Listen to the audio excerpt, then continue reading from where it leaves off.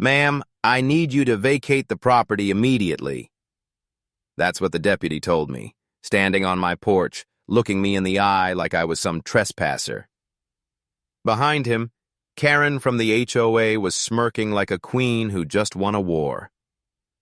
What she didn't know, what no one in this entire town realized, was that the cabin she was trying to evict me from, it didn't just belong to me. So did the land her house sat on. So did the office the sheriff worked out of. So did half this county.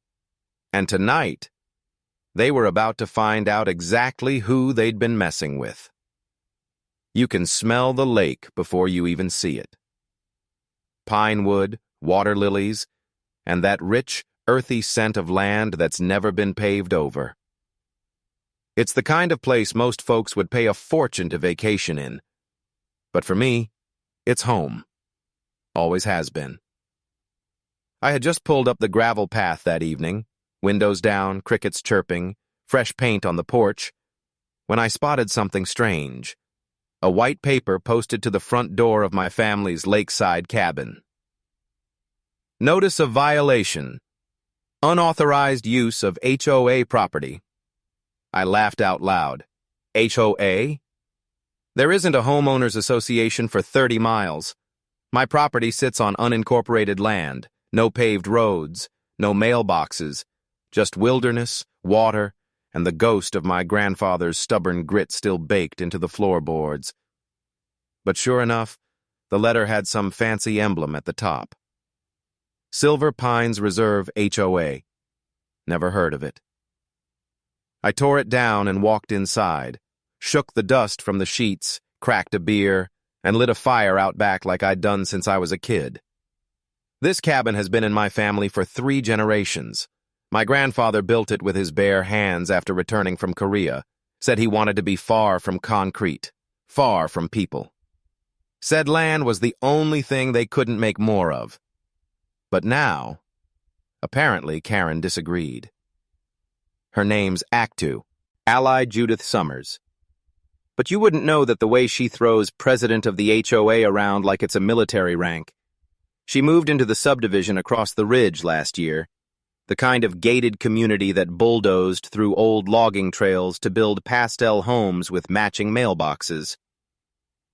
And now she was trying to annex the lake.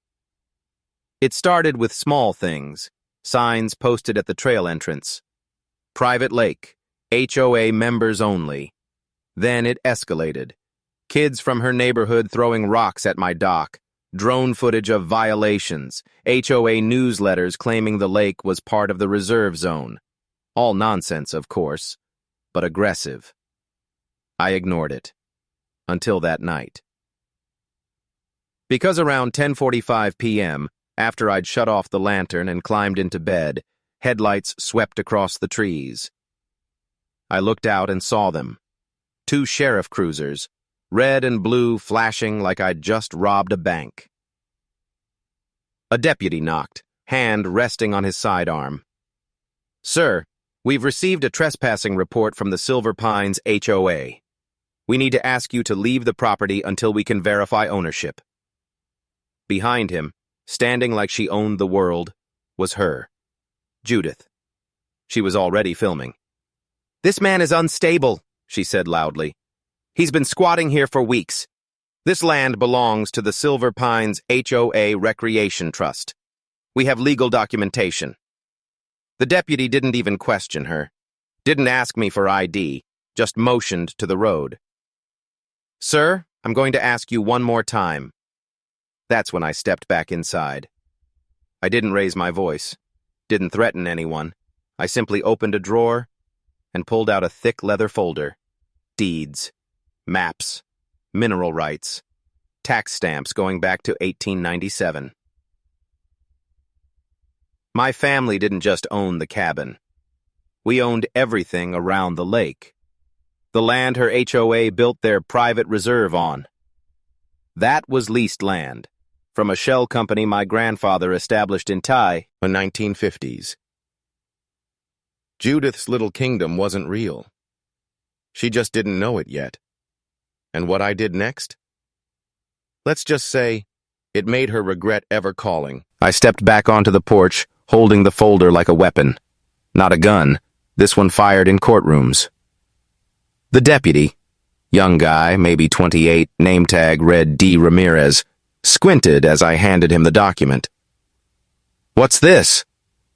"Proof," I said calmly, "of who really owns this land and everything around it." He opened the folder.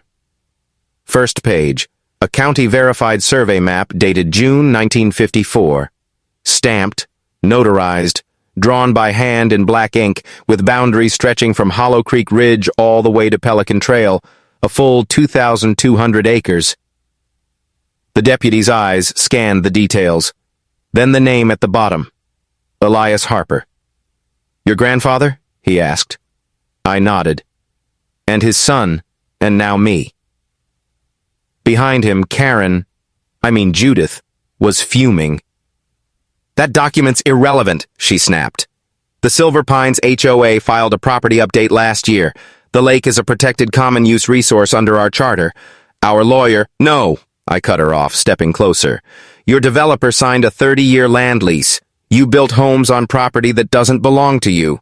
My family gave you access under the condition it was for residential use only. Recreational activity? Not covered. Commercial use? Definitely not covered." The folder had a second page. The lease agreement, signed in 1994, expires in 2024.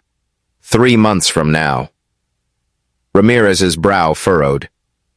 "This says the HOA has no legal claim to the lake." "Correct. So she's trespassing?" "I'll let you decide that, deputy."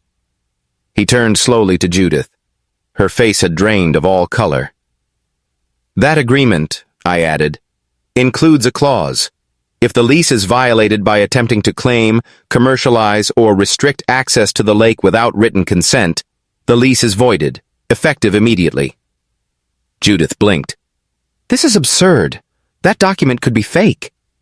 "It's already on file with the county clerk, certified. Go ahead and call them." The silence that followed was heavy. Behind Judith, her little entourage had gathered.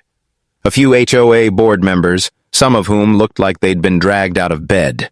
Their phones were still filming, but hands were starting to lower. Confidence. Draining. Ramirez stepped away to radio his supervisor. I could hear snippets of the conversation. Then he came back. "Sir," he said, glancing at Judith, "you're clear to remain. We've confirmed your name matches the property tax records for this address. Ms. Summers." He turned to her slowly. "You've been advised to cease contact. Any further interference will be considered harassment or trespassing." "You're siding with him?" she hissed. "I'm siding with property law, ma'am. And that should have been the end." But Judith wasn't done. She turned to her crew, her voice rising. "Get this on video. We're taking this to the HOA council. I want him fined, removed. We'll escalate this to the county board." Her voice was shaking, not with rage, with fear. Because in her gut, she finally knew. She'd picked a fight she couldn't win. But I wasn't smiling. Because the HOA wasn't the only one trespassing. You see, over the last few months, I'd found several permits filed with the county. Building applications, event licenses, commercial zoning requests for the land around the lake, all under shell names connected to Judith's husband's firm. They weren't just hosting barbecues. They were planning to develop the shoreline, to profit off my family's legacy. And not once did they ask. So no, this wasn't over. Judith had used the HOA as a front, but she wasn't just some busybody enforcing lawn length. She was running a quiet land grab, and I'd just caught her red-handed. What she didn't realize was how much more I actually owned. Not just the lake, not just the ridge, but the very foundation her house stood on. 3 days later, I walked into the county recorder's office with a folder twice as thick. The clerk behind the desk, a man named Dennis who'd known my grandfather, gave me a nod. "You sure you want to file all this at once?" he asked, eyeing the stack. "Yep," I said. "Let's bring the light to Pine Hollow." I wasn't just filing proof of ownership anymore. I was submitting revocation notices, cease and desist letters, and updated property boundaries tied to a little-known clause in the land use contracts. One that stated, if any leaseholder knowingly attempts to alter public understanding of ownership for personal or commercial benefit, said lease may be voided and full ownership reverts to the Harper Trust. The HOA had tried to claim the lake. Judith's husband had filed zoning requests for boat docks, rental cabins, even a private event pavilion, all without disclosure of who truly owned the land. I had it all. Emails, proposals, drone footage, and check stubs traced back to Summers Consulting. The final nail? An engineering blueprint they submitted showing plans to build a concrete walkway across the shoreline. My shoreline. That evening, I drove past Silver Pines Reserve. The subdivision looked like it was pulled from a magazine. White fences, identical shutters, HOA flags fluttering on neat little lawns. It looked fake. And in the center of it all was Judith's house. 2 stories, stone veneer, an American flag flapping proudly above the garage. I pulled over and walked the edge of the development, tracing the invisible line where the HOA's authority stopped and mine began. Because here's the thing. While they were busy policing mailbox heights and flowerbed colors, they hadn't realized something critical. The land Silver Pines was built on was still technically leased. My grandfather had never sold it. He'd leased the foundation land to the original builder through a generational trust with a 100-year term. The developers failed to notify the HOA on transfer. And Judith? She'd built her empire on borrowed dirt. The next morning, a certified courier delivered envelopes to every doorstep in Silver Pines. Inside each one, notice of lease violation.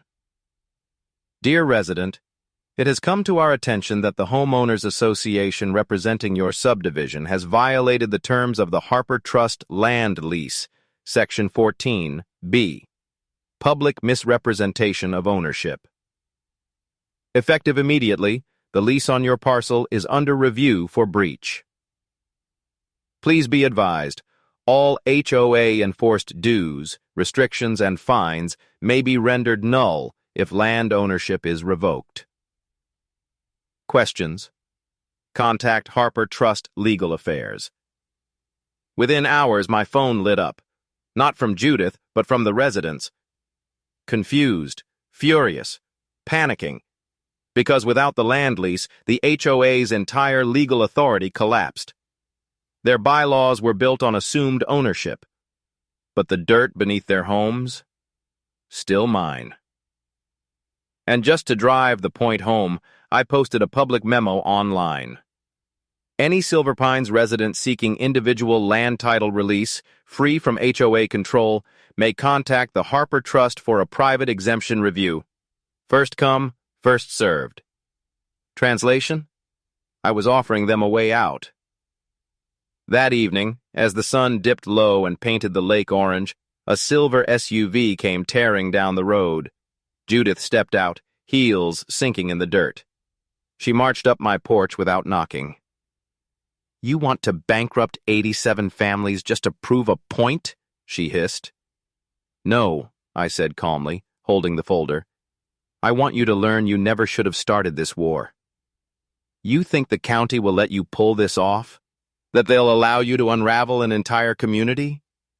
They won't stop me, because they already confirmed the land belongs to me." Tossed a new document on the table between us, a notarized county review.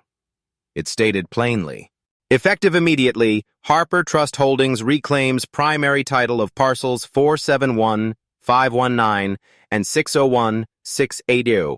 All developments built on said land fall under Harper Trust jurisdiction, pending settlement terms. Judith's face turned white. "You're bluffing." I leaned forward. "Try me." By the end of the week, 6 families had contacted me, asking how they could break away from the HOA. Clara Mendez, a single mom who'd been fined $600 for a kiddie pool. Mr. and Mrs. Nguyen, retirees threatened over their garden gnomes. People Judith had crushed under her rules, now seeing an out. The HOA's group chat leaked. I read every word, and the cracks were growing. "Is this even legal?" "My husband said Harper's paperwork checks out." "Why didn't the board tell us about the land lease?" "We trusted Judith. She's lied about everything." "I'm not paying another HOA dime until this is resolved." They were turning, fast. And the best part? I hadn't even revealed the biggest twist yet. Because Judith's house, her pride and throne, was built across 3 parcels, 2 leased, and 1 unrecorded. There's a saying my grandfather used to repeat whenever someone got too full of themselves. Build your castle on someone else's land, and don't cry when the ground gives way. I never understood it fully. Not until the county's GIS map loaded on my screen. I was sitting in the records annex with Walter, my grandfather's old friend and, conveniently, a retired land surveyor. His eyes scanned the screen like a hawk. "There," he said, tapping the monitor. "See that wedge? Parcel 603. It was a thin strip of land, barely 60 feet wide, running diagonally beneath Judith's house. No building permits, no zoning records, just a forgotten sliver of earth, one that had never been transferred to the HOA or any developer. "That's unclaimed?" I asked. Walter shook his head slowly. "No, son. It's yours." I blinked. "You mean to tell me her entire back deck, her pool, and half her kitchen sits on land that legally belongs to the Harper Trust?" He grinned. "Not sits, squats. The legal term is encroachment. And it's not a joke. When someone builds on your land without permission, even if it was accidental, you have the right to demand removal, compensation, or even forfeit of use. Judith had been enforcing rules on people for 2 years. Now I had legal grounds to make her tear down her house. I didn't storm in. I didn't yell. I sent a letter, certified mail, signature required. Notice of unlawful encroachment. Parcel 603.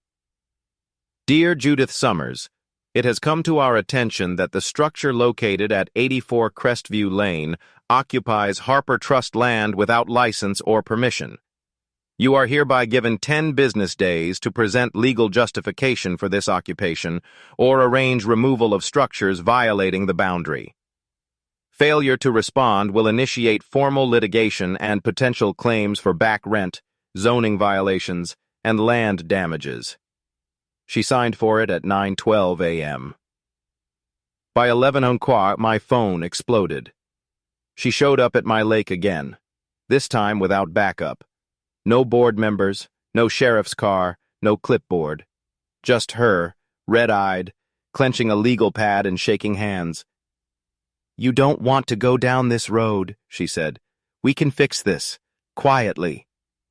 "That's the difference between you and me, Judith," I said. "You think truth is negotiable." She stepped closer. "I've spent everything I had building that house.